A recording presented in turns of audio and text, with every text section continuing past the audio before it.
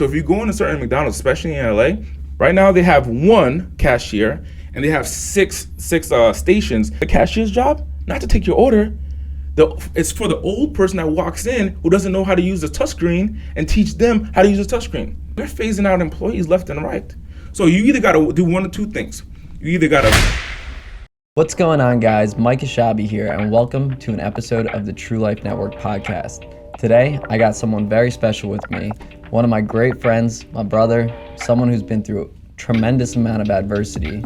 I'd like to welcome Andy Audate. Andy, Mike, thank you so much for having me on the show, man. I appreciate you joining us. Right on. So, Andy, I know a little bit about your story, back in, from middle school up until now. I know you became a millionaire at 21. I want you to go into your story a little bit, tell everybody, the struggles that you went through and what you had to overcome to get to this point where you're at. Well, I have had ups and downs. So I made my first million at 21. But the real biggest struggle is learning myself, and tapping into what I, can really experience in this world. I think that's really been the biggest struggle because there's been a plethora of different experiences of people having labels and limits on me, and then me breaking through those ceilings has been like the biggest challenge more than anything else. So I know that we have a similar background in regards to we both, had a past where we didn't want to live anymore, right? Yeah. Can you touch a little bit on that and what, you saw in yourself that allowed yourself to overcome that obstacle? Man, you bringing up some deep shit right now, man. That's a great way to start a podcast, right? Yeah, so when I was in the hotel with you, what was this, last year? It was Back in November? Yeah, when I was in the hotel with you, I told you the story that at 13 years old, 12, 13, I was getting made fun of because of my chest. I have gynecomastia, which is just enlarged breast tissue. And going through puberty, people were making fun of me. And around that time, I didn't really want to continue on because, you can't get girls, or I can't get girls. Plus guys are making fun of me. So pretty much both genders are not my friends during this time period. And then I don't have any family. My family, we live in the same household, but no one's present. So I don't have a family, I don't have friends. And so what's the point of living? And that's when I thought about taking my own life, real young. But one thing that always stuck in me was my faith. And I believe God in that moment spoke to me and said, hey, look, I have something coming for you. Just stay the course. I have something coming for you. So I was really looking to find someone that I could look up to, who was successful, who had a purpose in life, who had the similar challenge that I did. Couldn't find any other men who had a similar challenge than I did. They were just really overweight versus they just had enlarged breast tissue. So I was looking for someone that I could, connect with, and then I believe God spoke to me in that moment and said, hey, look, you'll be that person. Yeah, and I think that's powerful because at the end of the day, there's, I think it was Matthew McConaughey. He's talking about, when you're chasing someone, right? At the end of the day, when you want to become a certain type of person, right? So he talks about in every 10 years, what he does is he envisions who he's going to be in 10 years. And then he constantly is on the chase to become that person, right? So he's looking up to himself rather than looking to someone else for the inspiration, right? And I know a little bit about your background in regards with Les Brown, and then also I know you worked with a lot of other top entrepreneurs, Grant Cardone as well. But I kind of want to go a little bit deeper into what you think makes you stand out from everybody else in the industry as well. I think one of the things that I really enjoy in myself is my own charisma. And I mean, even that part I had to really break through because I'm naturally an introvert. I naturally just want to be quiet, I just want to be chill, I'm right there with you. And relaxed. But I realized, you got to build relationships, and to build those relationships, you got to be shown. You got to be, present. You got to be like a wow factor, right? So whenever there's an opportunity, I do want to make that statement and experience that wow factor. And I do think, certain individuals are attracted to that wow factor, and they want to be around that wow factor, or they also have that wow factor themselves, and they're saying, hey, let's both collaborate. And I think that's where those relationships and those experiences take place. So let's talk about relationships real quick. Yeah. So I always have a concept that it always starts with you first, right? You can't do it with someone else unless you do it for yourself. Do what? Right? Just in general, anything. Mm-hmm. It's built in ethics. Yeah. Now, in regards to relationships, how well are you do you think you're able to build relationships with people if you don't have that great of a relationship with yourself at first? I mean, I'm sure that there's challenges there if you don't have a great relationship with yourself. Building relationships is focusing outward. It is looking and being interested into the other person rather than being interesting. And so if you're interested in the other person says, wow, this person is interested in me. Let me, seek if there's opportunity to be interested in them. And that's where those conversations come together. And that's how we started. That's how me and my fiance started. That's how, me and my best friends and so on and so forth start, is because you're saying, hey, let me learn a little bit about you, and you get to share a little bit about yourself. And then because you're sharing about yourself, it's natural for you to flip the switch and say, hey, let me learn about you. Now you're in a, deep conversation, and then, you build a relationship there. 100%. See, my concept with where I was trying to go with this was the interested aspect, right? Interested. Now, in order to be interested in someone else, you have to be able to understand how to become interested in them. So you have to be able to be interested in yourself to truly understand yourself. So this way you can actually relate to them and try to get a deeper understanding of who they actually are, right? One of the things that my fiance, in the beginning of our relationship, she said, like, I think one of our first dates, she probably won't even call it a date back then, but she made a comment where I asked her, like, what type of guy you're looking for, and she said someone who's self-aware, aware in thyself. And so as we started dating, or she might not call it dating even during that time, right? But as I was courting her, I asked her, hey, tell me, what do you think about me? And she goes, well, I think you're self-aware. And then in my head that clicked. So I think being self-aware is a tool that, if you understand thyself, if you truly understand your habits, you understand where you fall, where you lack, what you're not good at, and you just own up to it. I don't think you have to change certain things. If you just own up to yourself, hey, I'm not organized in this area. Fuck it. Just don't be organized in that area. And that's just who you are, and that's just who you are. But what you can do is maximize and leverage other people, leverage software, leverage technology, leverage other tools to help in that certain area. So if you can become aware of yourself, then that means that you understand yourself. So that means you can understand other people and find similarities in between other people. So if I'm disorganized, right? If I'm disorganized in a certain area, let's say time management, I'm completely disorganized in. But you're organized in time management. However, when we look at eating, your eating schedule, your eating pattern, you're completely disorganized in that. You're not eating, like we talked about that earlier today. Your eating pattern is completely disorganized. Well, I can relate, not to your time management, but I can relate to your eating schedule and recognize that there's a similarity there and build our relationship upon that. So if you understand yourself, then you can understand other people and find similarities where you guys can start building a foundation for your relationship in. 100%. So we could both agree that it always starts with you first and then moving on to someone else. 100%. Yep. Now, how connected do you believe that self-awareness is to happiness?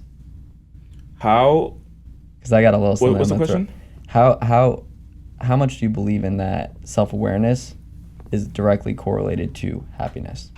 Because I'm gonna throw you a little bone in just a second. No, I would assume that actually being too self-aware could take you away from happiness.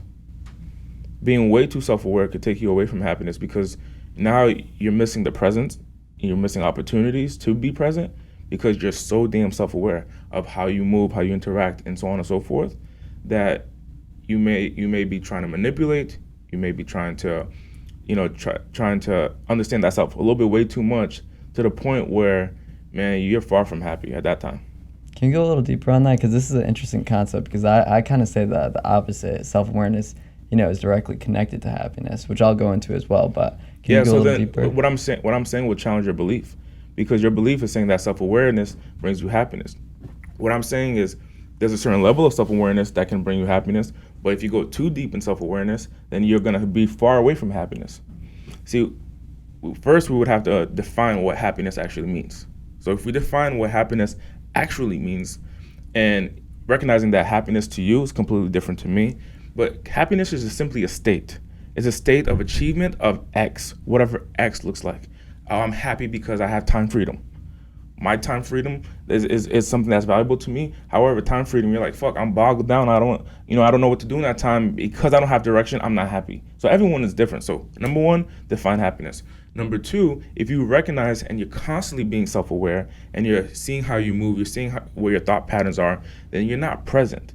And if you're not present, it's going to be hard to be happy. Okay.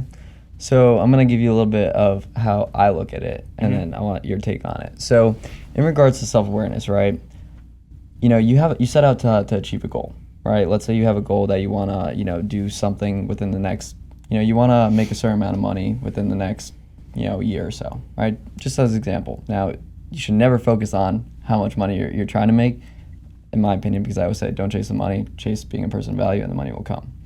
Now, in order for me to understand how to maneuver, I have to be self-aware because I know myself where, putting myself in certain situations, is going to distract me, right?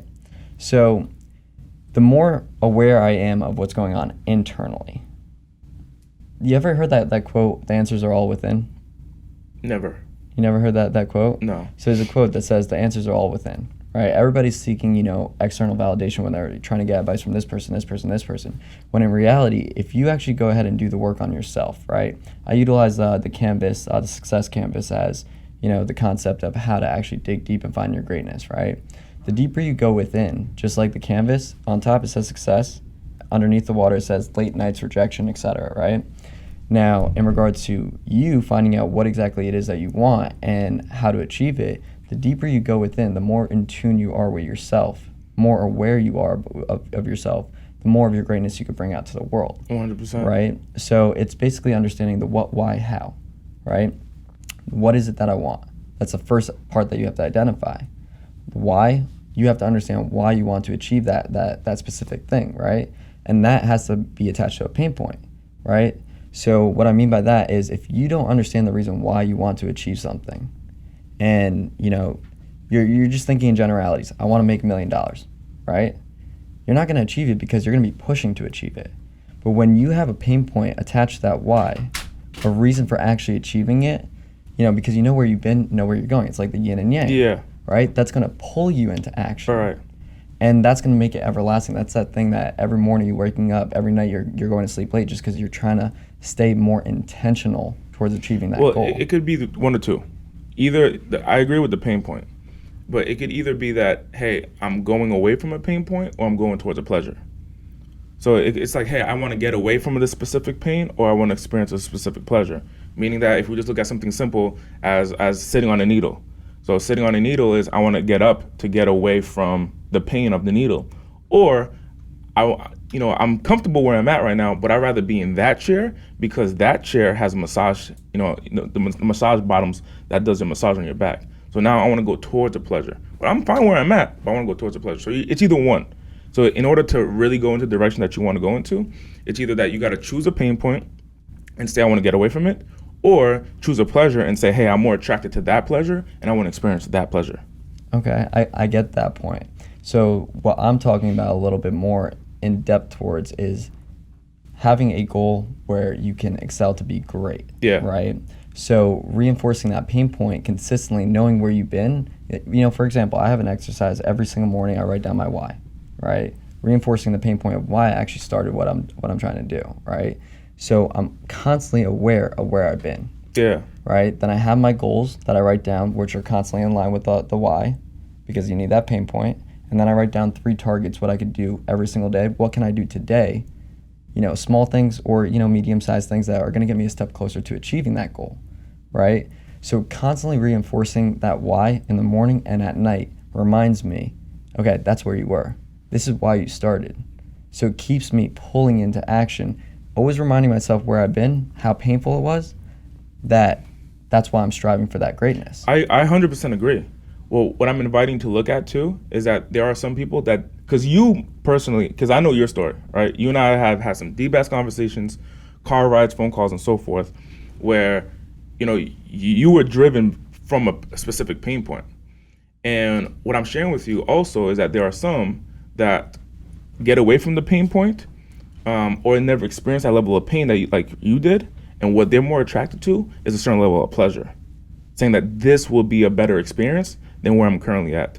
Where they're currently at is not pain, but where they want to go is a higher level of pleasure.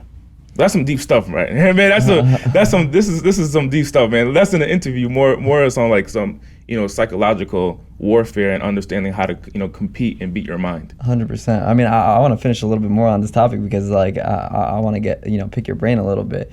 In regards to the pleasure aspect though, at that point, does it really mean something to you, that goal?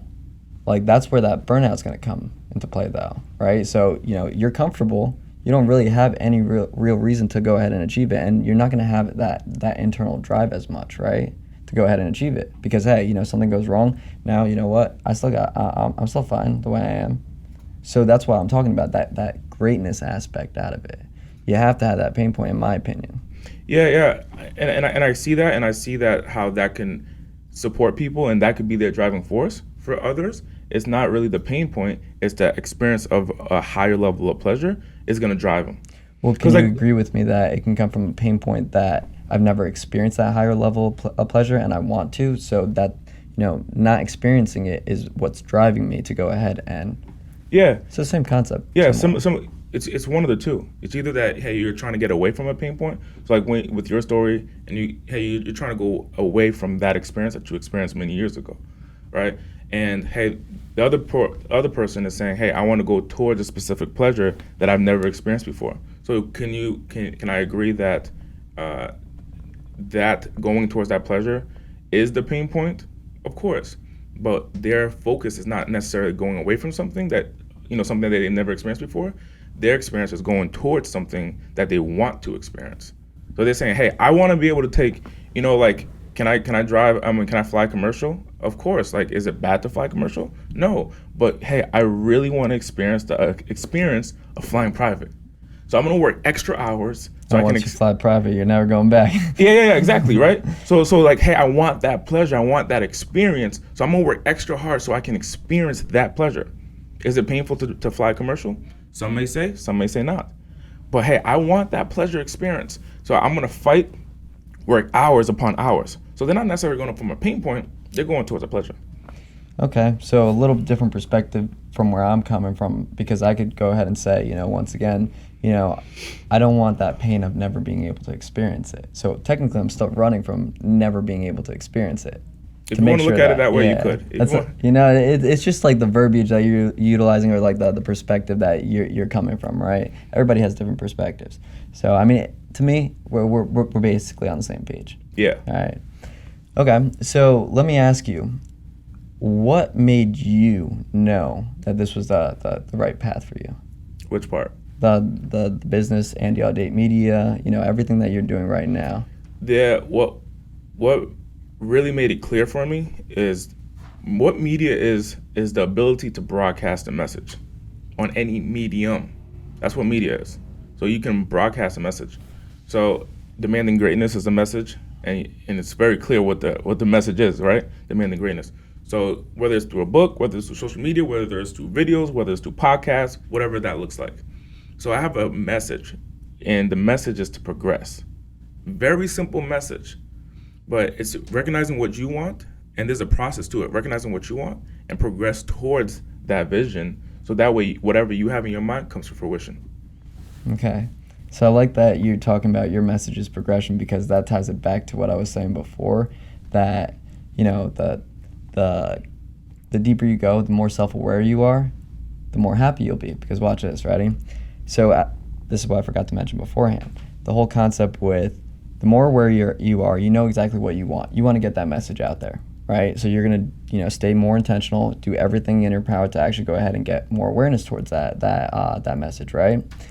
Now, as you're staying intentional and you're taking those actions, what happens is it creates, little wins, right? Every day that you're doing something to accomplish that bigger goal, getting more awareness to that message, you're getting those little wins, right? That's going to give you a sense of fulfillment as you're getting those wins. And fulfillment is the key ingredient to happiness. So what's your take on that? Your question is fulfillment the key to happiness?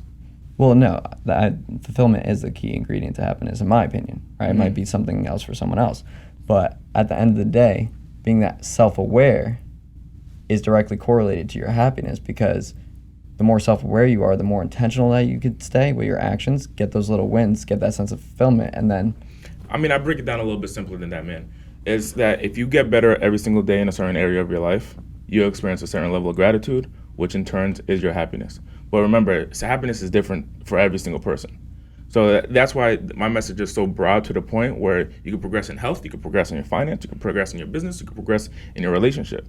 Some people don't care about money as much, but what they really focus on is the fact that they're with someone, and they build a relationship with someone, and that's like what makes them happy. So it's not about the money, it's about the relationship. For other people, it's like the fact that I can take care and nurture someone. There's some men who are like, hey, man, if I can help a kid grow up, like that brings me fulfillment. But I can make $1 million, I don't give a damn. So it's about understanding what you want and progressing towards that. And that's what's going to create happiness. Progression is the key ingredient to fulfillment. Fulfillment is the key ingredient to happiness, in my opinion. Sure. So, all right. So going back to your story, though, I know you worked with Les Brown beforehand. Yeah. Right. What intrigued you about Les, and then how did that actually propel you once you started your own business? High school, I played basketball, and we would listen to Les Brown just to get motivated and inspired. Actually, I got a notification on my memories that in 2014 I was listening to Les Brown. I mean, so this is before I even met him, before we traveled and so forth. But 2014, I'm listening in my car and I'm listening to his content, and I would hear these guys put up the mixing and mastering of Les Brown's audios over, certain instrumentals and create YouTube videos.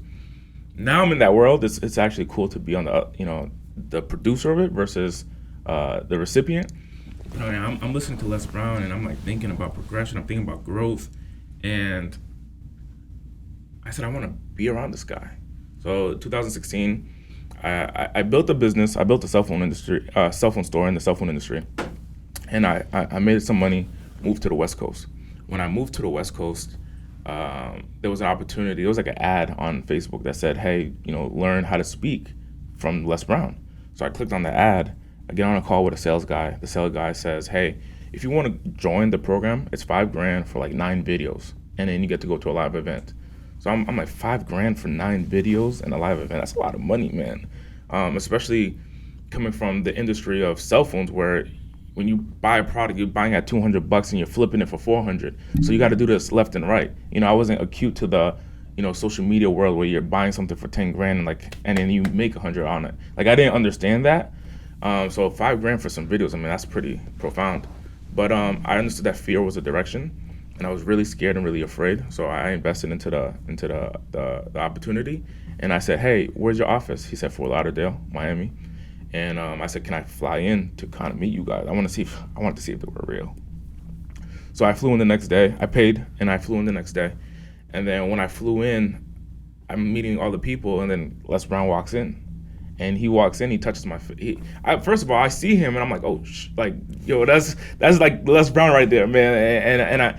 And he opens his mouth and he starts talking. He's like, "Hey, young man." I'm like, "Les, you sound like YouTube." So in my head, I'm like, I'm replaying those experiences, and he touches my face and he says, "Young man, you look like me when I was younger." And I'm tripping out at this time. Like, I'm really tripping out. So I was actually about to leave the office, but I stayed because Les is in town. And he wasn't supposed to be there. He just happened to have a speaking engagement around there, so he just stopped by. He lives in Ohio. And I overheard him and the president of that organization talking about they were going on a tour. And I kept on going to the president after Les left. I kept on going and saying, "Hey, I want to be part of that tour. I want to be part of that tour." And what I also know is that persistence always wins. So I kept on going and going and going and going until they said yes. I remember the president, said, "Let me think about it." I hit him up on Facebook Messenger, and I'm like, "Hey, question, can we lock this in?" Texting him, calling him, and then they ended up giving me a chance. So similar to his story. What he was doing with the radio show. Very similar, very, very similar. And that's part of like when I hear that tenacity that he had, part of me was thinking like I might use that to get my in, but it wasn't through his story. I actually sold copiers for a short period of time. And in the copier business, you're going door to door to different business owners, and many of them don't want to see you. So I learned from the copier industry, like, you really got to be persistent in order to get the deal. And on the other side, they love you afterwards. Oh, thank you so much for bringing this Kyocera machine, man. It got 32 pages per minute. It was amazing. It boosted up efficiency. But to get the deal in the first place, they're like, no, get out. I'm not interested. Who are you? And so on and so forth. It's a rejection. So taking that experience, I use that here and definitely everywhere else in my life. But I use that here to get what I wanted, which was to go on tour. So I ended up going on tour. You know what I love about that, though? How you took that mentality and brought it into, getting the opportunity with Les. Even Les Brown talks about this. Every no gets you a step closer to a yes. Yeah. So the persistence and, the pursuit, just constantly going back and forth with the same eagerness, that's probably what attracted, him to you, seeing that in you and allowing you to, say, you know what? This guy's got what it takes. And I see the other side, too. And I think it's easier to say yes than it is to say no in that predicament. Humans, they want to go in the route of least resistance. So if you're going to a thought leader, if you're going to any type of leader, and the resistance, the resistance is, hey, if I say no to you, you're gonna come back tomorrow. I say no again, you're gonna come back the next day. Dude, I came back the next day, called them, emailed them, texted them, Facebook Messenger, every way I can get in, man. I was short of calling the wife. Like if you had waited, I would have found out who the wife was and called the wife and say, hey, and I've done those things. I said, hey, tell Tim to give me a chance, man. Call the wife. I'm going to the daughter. I'm gonna call the daughter and I'm gonna ask. And even Brad, the way I got through Brad was his daughter. Like sometimes you have to really push and build relationships and be persistent. So I kept on being persistent.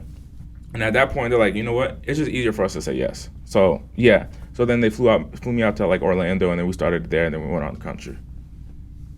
It's a little bit different take on my end because you know my story with the whole Cardone licensee, et cetera, Yeah. right? So like with me, I kept pushing, and he promotes do that, right? But then I ended up getting a cease and desist letter. So a little bit different with me, but it was a blessing in disguise because at the end of the day, if I didn't do it, and I didn't hit that point, I wouldn't have started my own thing and, really would have probably still been stuck working a 9 to 5 and, working for someone else and not building my own dreams. 100%, yeah. So, but going back to where you're at now, how did the stuff, the things that you were going through working with Les help you transition when you started your own business? Well, I saw that in the speaking world, being a motivational speaker, my thought process at the time was that being a motivational speaker, you get paid to motivate people. So I would call car dealerships, different business owners, and so forth, and I would essentially pitch my service at the time, which was, hey, let me motivate your team. Now I'm laughing because the value is very minimal there. So I'm like, hey, let me motivate your sales team. Let me motivate your employees. I'm gonna motivate them. I'm gonna inspire them. Okay, so I come in and I'll just start, and I just so much content. Like I went to Keller Williams, Century 21, all these big businesses, and I would actually do these deals where I would motivate their staff, but the financial value wasn't as high, right? It wasn't as fruitful. And How much were you charging? no, it's free. It was free? It's free because that model was you go and motivate, and you would say, hey, I'm selling X. Who here want to buy this motivational experience? So you're using target account selling, basically going there for free and then trying to get all the individual people. Yeah, exactly. Or I would do a deal with the leader, Okay. right? So I would kind of give them a little taste and then say, hey, I have a motivational X coming up. I have a motivational course. I have a motivational event, so on and so forth. But the value wasn't as high. So when I realized that, I said, hold up. Speakers don't get paid from speaking. Speakers make money from selling a product from speaking. It's not about going and motivate people. You want to motivate someone to share a story and inspire them and walk away from just that. So I realized what small business owners needed, and what they needed was marketing. That's what they needed. And now in order for me to fill up my events, my motivational seminars, I had to market. So I figured out the strategies and the processes for me to market myself and market my business and market my events. And when I started taking that model, putting it to other brands and other businesses, it was working for them too. And then I took that same process, systematized it, where now someone else can duplicate that same process. And I realized marketing is the key to all of your problems right now. It's not even motivation. If you have enough clients, you'll be motivated. So for me to tell you and inspire you, like, hey, get up in the morning so that way you could crush the day, man, because you're not motivated because your results are poor. However, if you have keen marketing, if your marketing is on point and you got new clients coming in, man, you'll be inspired. So, very much similar, like I go to a chiropractor, right? And, there's like certain areas, for example, like I'll hit like my back. There's like a certain area in my back that has been bothering me for a week, right? So I go to the chiropractor and I'm saying, hey, this certain area on my back, I just need to crack that, take care of it. And he's like, okay. And he's like looking at my feet, then he'll pull my feet, then he'll pull my arms and pull the joints and so forth. I'm like, dude, I said my back. Focus on my back. And then he educates me. It's not, when we look at the problem, it's not by attacking the actual problem. There's other areas that we need to focus on and that will fix the problem. So I'm like, wait, hold up. So you're telling me in order to fix my back, you don't touch my back, you touch my legs and my arms and my neck and so forth, and that fixes my back? I'm like, all right, try it. So he does it, and I'm like, oh, I feel my back feels good. And then he's like, yes. So I started realizing in that experience, for example, when a business owner is not motivated, man, it's because the results in the business is poor. But when we look at the results, is it, hey, because you don't know how to sell? Maybe. But usually, if you don't have enough money, maybe. But really what it comes down to is your marketing. Your marketing is poor. Because if you get enough abundance of leads, abundance of potential customers and so forth, it's going to be easy to convert. If it's easy to convert, now you have money to build a team. You have money to pay off the right lawyers. You have money to hire the right staff and so on and so forth. Now, all your problems in your business is fixed. So if we focus on the main problem, it's not a fulfillment problem you have. It's not a law problem you have. It's not a product problem you have. Typically, it's a marketing. So for me to make a real impact in this world is to empower people through marketing. No, I love that you said don't attack the problem head on, right? It's all the other things around it that you don't even realize. Because I'm going to take it into a personal aspect real quick, and then we're going to go back into marketing. If you really look at it, for example, a relationship. Right? Someone confronts somebody about an issue that they're having with the other person, right?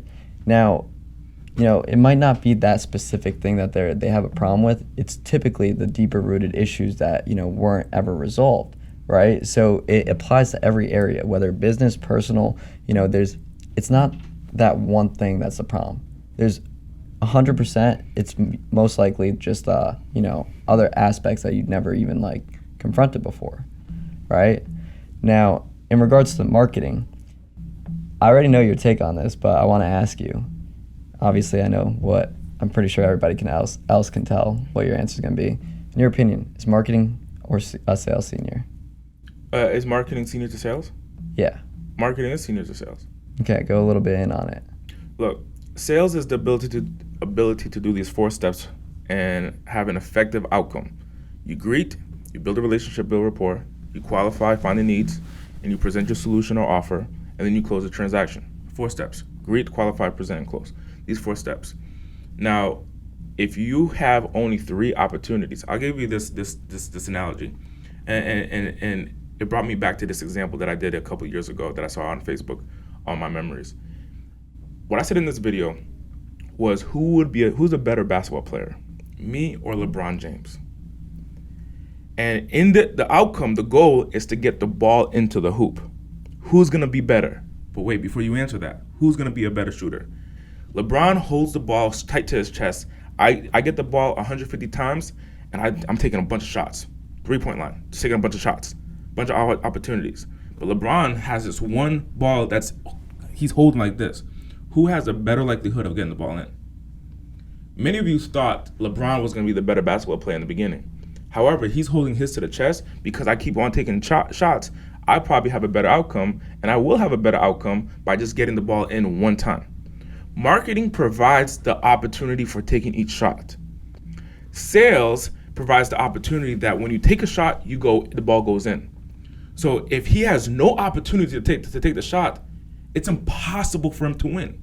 But because I have 150 opportunities, man, the likelihood of me winning is very, very high and in my favor.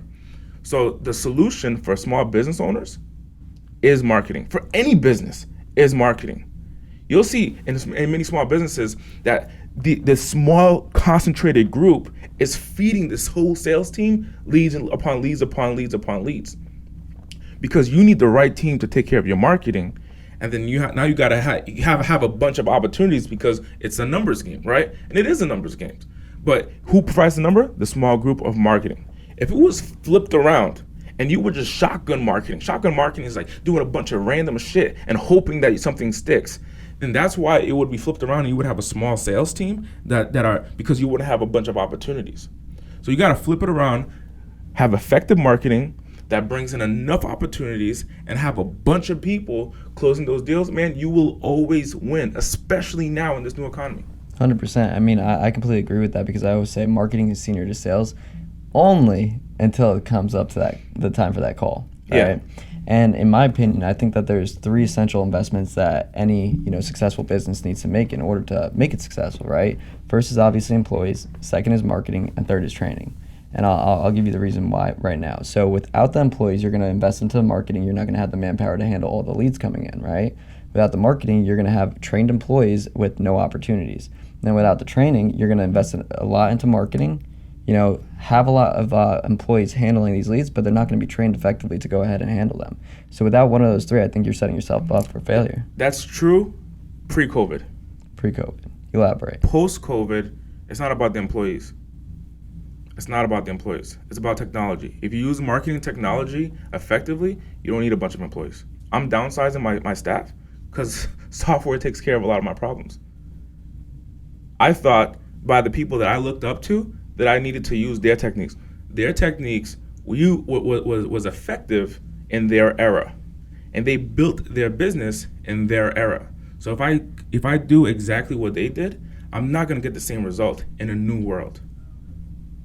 So if I look at Grant Cardone and I see Grant Cardone, when I saw Grant Cardone, I saw Les Brown, and I saw a lot of these people, I'm like, man, they got a big office, big sales staff, and that's what inspired me. But then I realized that we live in a completely new world. If you actually get into to certain circles, none of the people that I've named on this podcast, but if you actually get into some of the big people, big brands, big business owners, they're investing more in technology and they're constantly downsizing their staff. Where now you only need X amount of people for the whole entire company, but they're heavy on technology.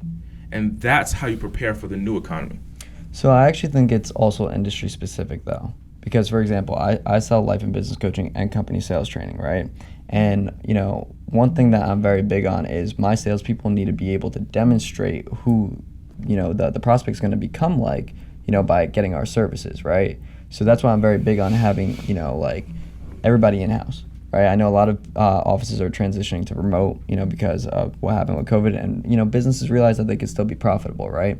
I like to have everybody around me so this way I can go ahead and consistently train on a daily basis and make sure that they're getting the tools, resources in order to be able to perform where they're actually demonstrating to the clients, hey, by doing by investing with us and getting our services, this is how you're going to be able to go ahead and be effective in the marketplace as well. That's what marketing does. You don't need employees to do that.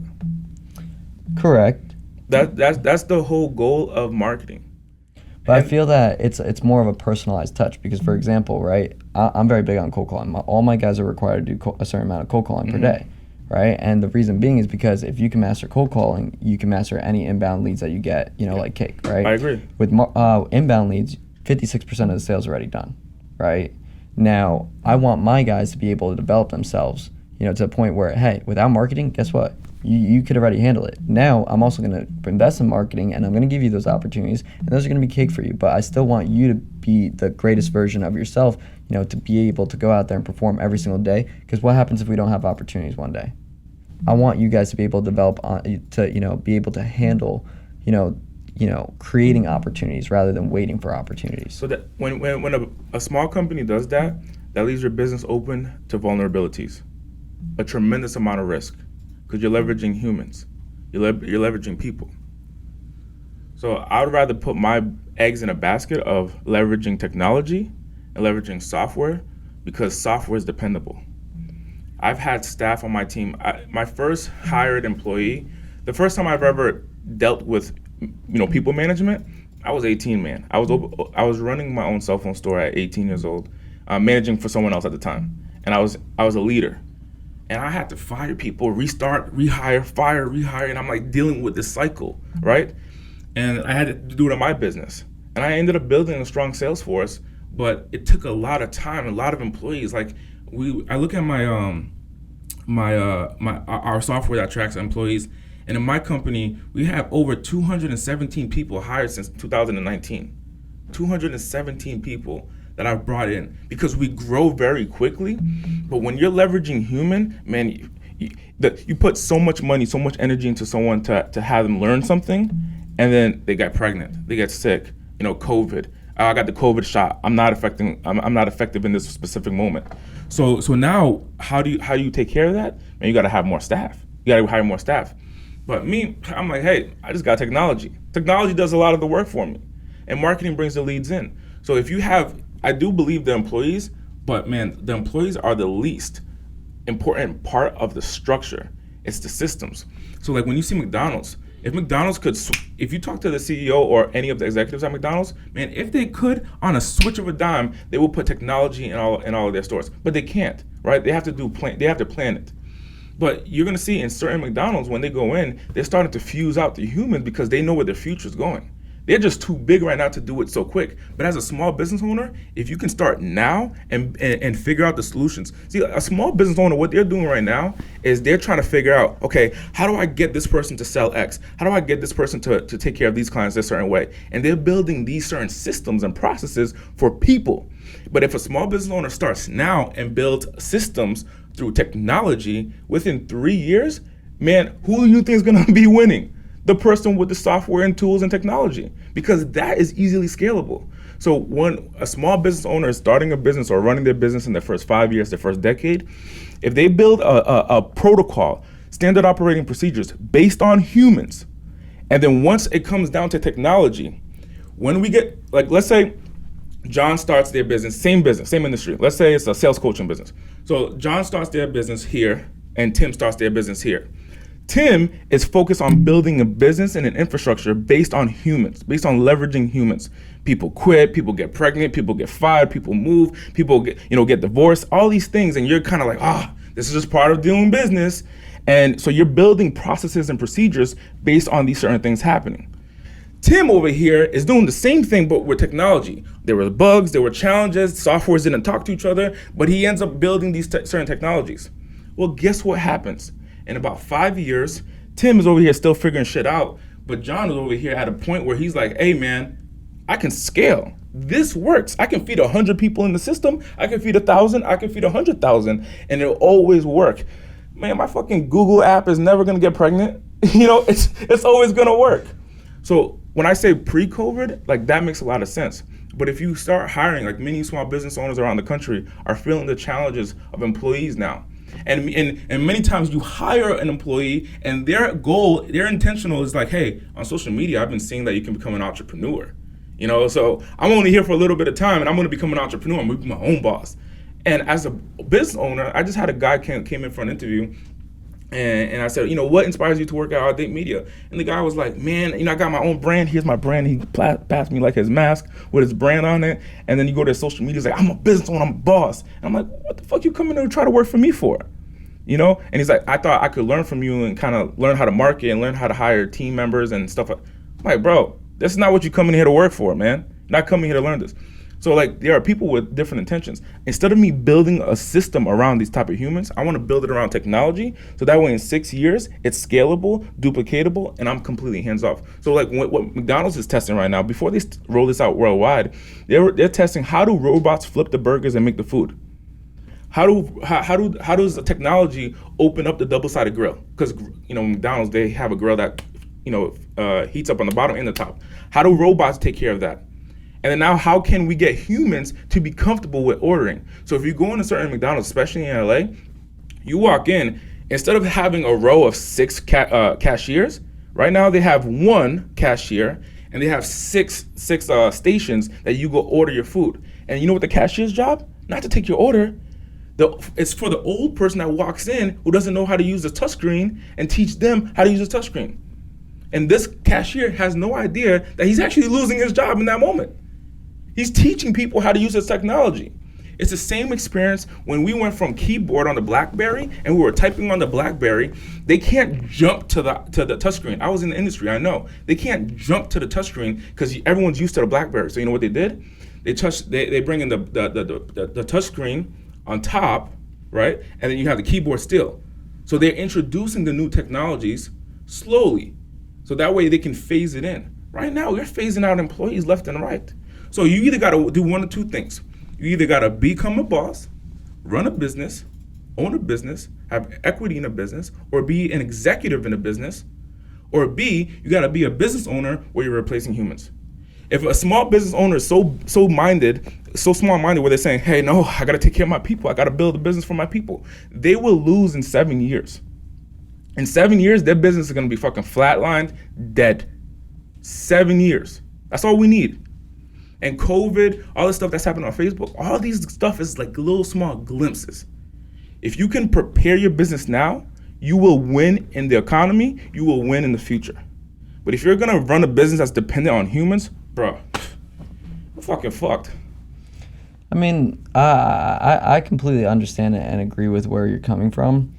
To me, I'm in the business of, obviously, like helping people like become the greatest version of themselves, right? So basically, if you really look at it, though, the whole automating aspect of it takes away from humans, right? It dehumanizes us, right? Our businesses. And that's why I called it even true life, right? I want to help people reach their full potential so they can go live their true life. It's about people, right?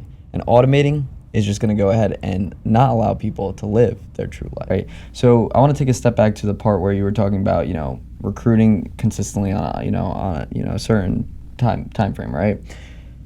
I don't mind that if someone comes here and wants to learn the ins and outs and then go apply it to themselves. I support that shit. You know why? Because at the end of the day, I want people to develop and get the tools and resources that they need in order to actually go ahead and be effective in what they want to be passionate about. That was the same concept when I wanted to go work with Grant Cardone. I wanted to go learn the ins and outs and then go apply to something I was more passionate about, right? And so I can understand from a business owner's standpoint, you don't want to be cycling through all these employees, et cetera. But here's how you utilize technology in order to make sure that the employees are actually, getting all the resources and, being trained up properly. You could utilize virtual training platforms to go ahead and run them through the HR portion and the training portion before they actually get on the phones, right?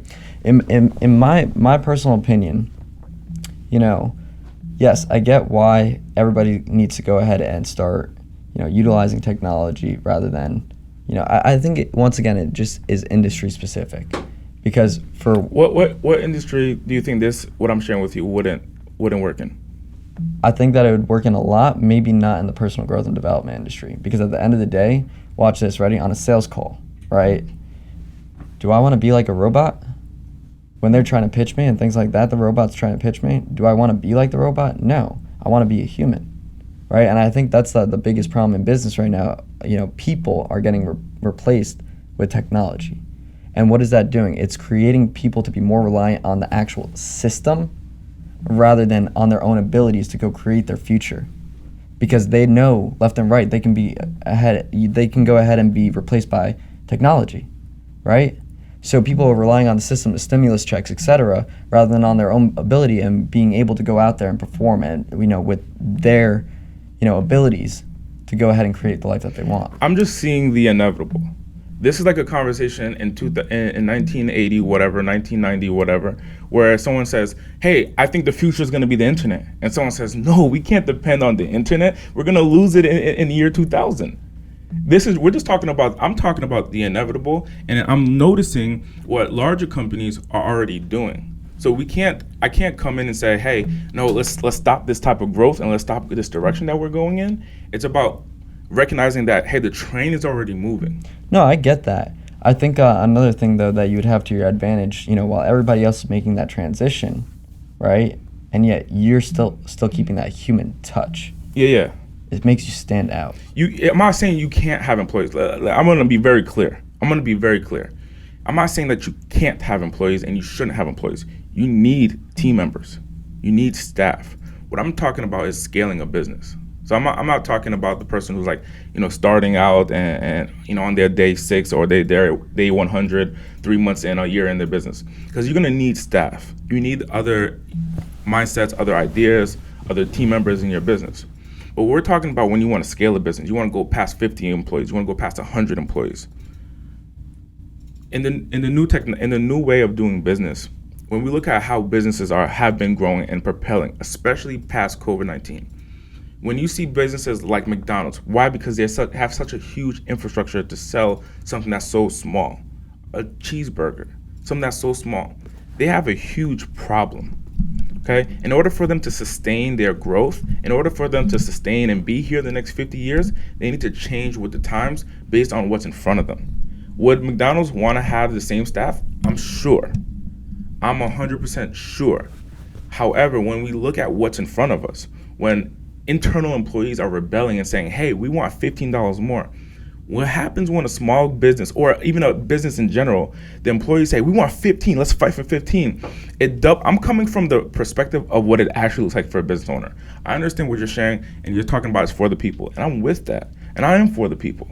But I gotta look at what's inevitable and what's gonna take place.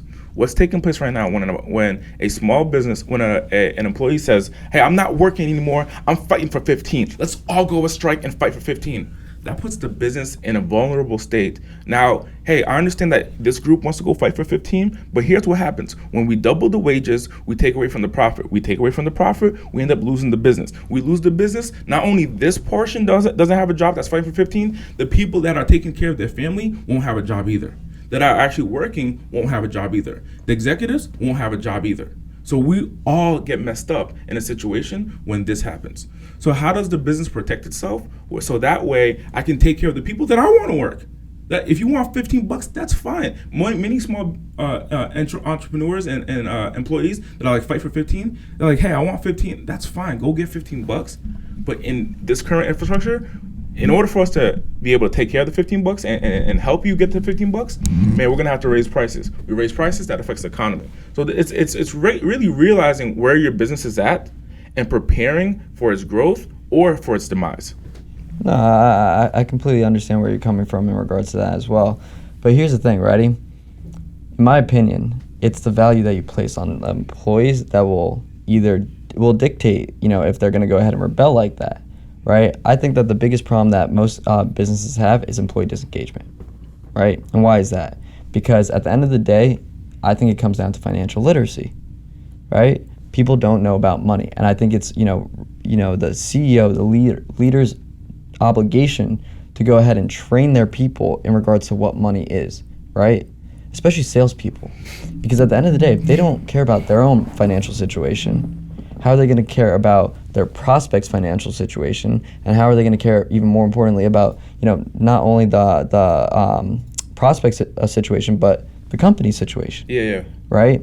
And I think this is just, once again, it comes down to self-awareness, making sure that you have systems in place to make sure that you have the right qualified individuals on your team, especially in sales. Like, they should be taking, sales IQ tests, emotional intelligence tests, personality types before 100%. You even go ahead and, bring them in for an interview. I think those kind of processes in place, and with the right training and tools, resources, you'll have people, when they see that, hey, the leadership is all about us, they'll have your back 10 times more. When you invest in your people, you get what you give. Yeah, 100%. Right? They'll fight, for you as well. Like, I always tell everybody too, look, as a CEO, they don't work for me. I work for them.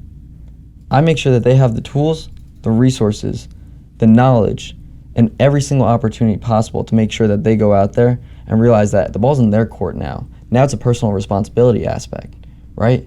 But I'm willing to sit there and train them and make sure that they have everything at their disposal. And if they don't make it, that's not on me. I can live with that. But I know I'm doing everything in my power to make sure that they're in the best position, and they know that. So now it's on them. And they have to, if they can't own up to it and say, oh, my boss is like this, I know it's not true. Yeah. I like that. And you got to equip your team with the right technologies, with the right tools, with the right manuals, with the right training, so that way they perform at the highest and they produce results not only for themselves but for their families. 100%. And I want to take a step back real quick in regards to sales. You can't really automate that kind of shit, in my opinion, especially in this industry, because I have my own sales system, right?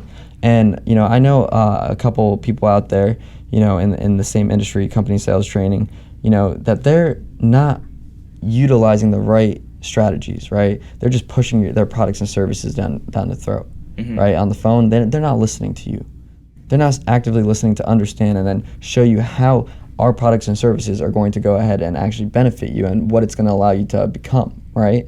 That's my sales system, right? Where I want to go ahead and ask the proper questions, truly understand them, and then show through effective communication, right, that why this is the right fit. A robot can't do that, first of all, and more importantly, it can't demonstrate the system, because here's the thing. There's two reasons why people buy, right? One, through emotions. You're able to provoke an emotional response. That comes down to asking the hard questions, providing a solution. That solution will provoke an emotional response. And there's a quote by Tony Robbins that says, change happens when the pain of staying the same is greater than the pain of change, right? So when you provoke that emotional response by providing a solution, they rather go through the pain of giving up the money rather than continue on the current path that they're on, because that's more painful for them, right? More importantly, people typically buy when it's a service-based industry, because there's something about you, the salesperson, that they like, that they want to become like, right? So if you can actually go ahead and take the client through a process of self-actualization. My sales system is, basically I have a quote that says, anything you say can and will be used against you in the close, right? My 6 hard intentional questions are positioned in a way that I'm helping them go through a process of self-actualization. So by the end, when I'm asking for the deal, guess what? Now, based off of everything that they told me, they are forced to go ahead and take personal responsibility and realize that everything that they just told me is the reason why they're not where they want to be. Yeah. It's all the bullshit excuses that they've consistently told them on themselves on a regular basis, and repetition makes permanence. That's why they believe it. But it takes that one person to shake you up like that and say, hey, no one's ever woken me up like that through a cold call. I want to be like that. I want to be able to do something like that.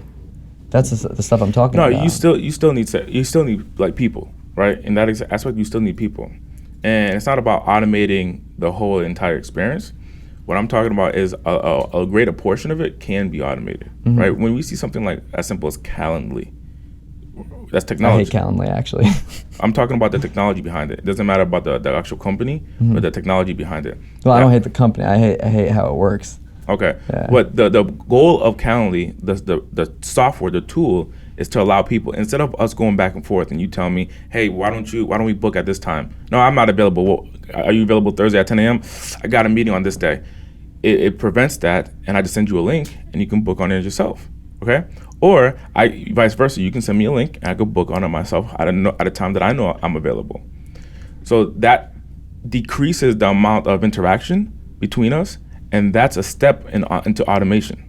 For me to remind you, instead of me getting on my phone and calling you to say, hey, I just want to let you know we have a call tomorrow at 6 o'clock, I can send you a text message and remind you. I could drop a voicemail in your inbox and remind you. I can send you a call to remind you. And you pick up the phone and says, hey, it's Andy. I just want to let you know we have a call tomorrow. Looking forward to speaking to you then. You can automate that. What that's going to do is going to make it easier on your team that's already performing. Focus on the team that's performing and support new high performers by leveraging what's going to make their job easier and also make it easier for the customer to communicate with your organization. I completely agree with you. Me personally, when I'm speaking to a company, I hate when I get automated. No joke. I hate when I'm speaking to, a robot or anything like that. I want that human connection. Personally, I feel more comfortable like, hey, like this is the service that I'm going to get. I'm getting a service at the end of the day, right? So, when I know someone's there actually caring for it rather than I have to figure out the system or, things like that. I pay attention to that kind of stuff. Also, another thing is that the problem with where all this is going, in my opinion, is that what it's doing is it's just, heightening the problem that we have right now, which is instant gratification, right? It's easier, but this is Les Brown right here. Do what is easy, your life will be hard. Do what is hard, your life will be easy. So with all these automations, what it's doing is, dehumanizing us. we don't need to go ahead and learn how to deal with the rejection and, stay disciplined to make sure that we're, staying in touch with our clients. And, it's taking out self-discipline, right, from each individual person. And that's the system that we're relying on. They don't want us to stay self-disciplined and grow into who we can be. Because at the end of the day, that means they're not in control. We're in control. Who's they? The system. What system? You really want to go into this right now? I'm just saying, what system? I mean, at the end of the day, bro, even like school, I'll give you an example. The school is built to, breed employees rather than free thinkers. And, I agree. 100%. I agree 100%. And all these, all technology, et cetera, it's doing the same thing. It's breeding people to rely on the system rather than their own abilities. Yeah. And, people like you and I, we're a threat to the system because at the end of the day, we're waking people up. Yep. And, I'm very big on that. I want to get the message out there to help people realize, look, don't get trapped into it. Utilize your own abilities through being self-aware and go get what you deserve, right? I always tell everybody, your potential is your worth. So utilize your full potential to go get what you're worth. Yeah. But I think when we look at like the college, when we look at the college infrastructure, I'm over here in my head seeing like, man, this is a business. It is. When I say, hey, I want to go to college for marketing, and they're like, you have to take Spanish. Like, why do I have to take Spanish? Bro, look at it like this. Ready? If you want to become, a successful entrepreneur, would you rather go to college and get a business degree, learn it from someone who's making $40,000 a year, or would you rather go get paid to, utilize that money that you're spending for the college and utilize that money to go pay somebody who's actually doing it and be mentored by them? Knowing what I know now, I would do the latter, what you said, right? Paying someone and getting mentorship. But I remember I had this huge internal conflict in, around 18, 19 years old because my parents were like, go to college. Everyone's like, go to college. And a guy who was my leader at the cell phone store, I worked at a cell phone store for like 18 months, and then I left and opened my own cell phone store and my own business. A guy told me, he said, hey man, drop out of college. And in my head, I'm thinking like, why you tell me to drop out so I could work for you, right? And I'm like, in my head, I'm like, I don't want to keep working for this guy. So I'm thinking he's telling me to go to college. I'm not to go to college because he wants me to work for him. So I ended up going to college for like a semester or so, because to fight that idea. Then knowing what I know now, if I really want to advance, like if I want to build a business like True Life Ventures, if I want to build a business like Audate Media, if I want to build a business like whatever, or experience a certain level of information, I should invest. Like me and my fiance, we invest into premarital counseling, right? So we invest our time, our energy, and so forth. We invest into that, so that way we can learn from other people who are married. I'm not gonna go to school to learn from a guy who's single teaching me how to be, stay married. That don't make sense. And that's what people do with their small business. They go learn from a guy who's getting paid from the government to teach about business. I'm like, what business have you ran?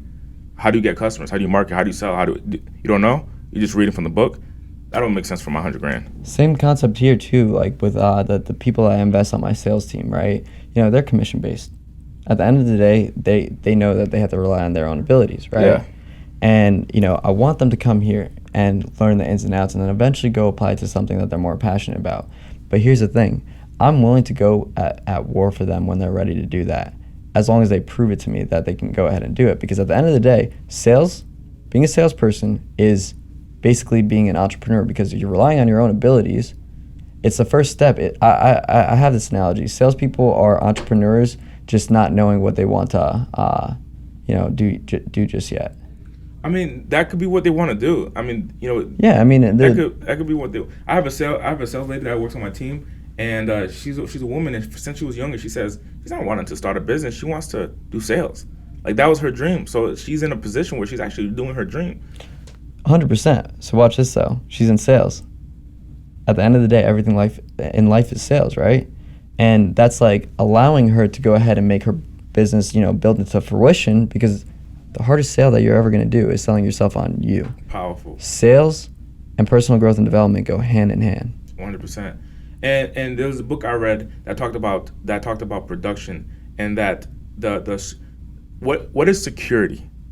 when we talk about security, job security and so forth, a job could fire you tomorrow. So what is security? What I learned what actual security is your ability to produce in any environment. If I could drop you in Idaho and you can come out with $100,000, like that's security. Like no car, no name, no nothing. Drop you in Idaho, come out with that's secure. So if you want to be secure, you get into this world that we call in sales that you can produce in any environment. You know what I love about that? That's basically what I'm talking about, relying on your own abilities. And it's the same concept behind the book, Demanding Greatness. Not allowing the circumstances to dictate the result. It's allowing yourself to take personal responsibility and rely on nothing but you. Mm-hmm. But in order to do that, you got to sell yourself and believe that you deserve it first. 100%. So, Andy, first of all, I just want to say thank you for coming. Honestly, I had a great conversation with you, bro. And I know you're definitely going to come back out and do this again with me. 100%. I'm glad to be here at True Life Ventures, man. I appreciate you, bro. Appreciate you. Hey everybody, thank you for watching an episode of the True Life Network podcast, where we bring the top entrepreneurs, business owners, celebrities, and athletes to the show to give you insights on what they had to do in order to make it. So if you want to be a part of Team True Life, make sure you hit the subscribe button below so you can stay in tune with any episode coming out to provide you value in order to help you live your full potential.